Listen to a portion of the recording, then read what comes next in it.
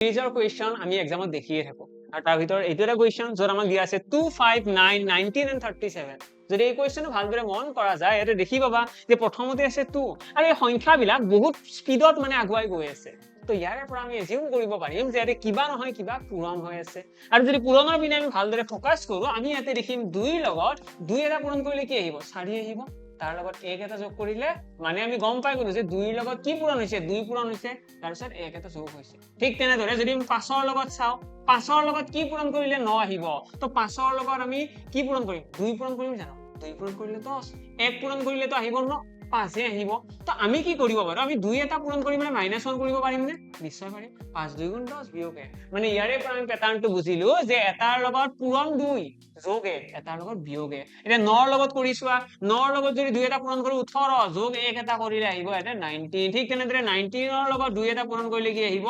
38 আৰু 38 ৰ পৰা -1 কৰিলে আহি যাব এটা 37 আশা কৰো ক্লিয়াৰ সকলোৰে আৰু সেম টেকনিকৰ আমি যদি 37 টো কৰিবলৈ যাও কি আহিব 37 ৰ লগত 2 পূৰণ আৰু লগতে কৰিব লাগিব যোগ 1 আৰু যোগ কৰিলে কিমান আহিব 75 will be our correct answer okay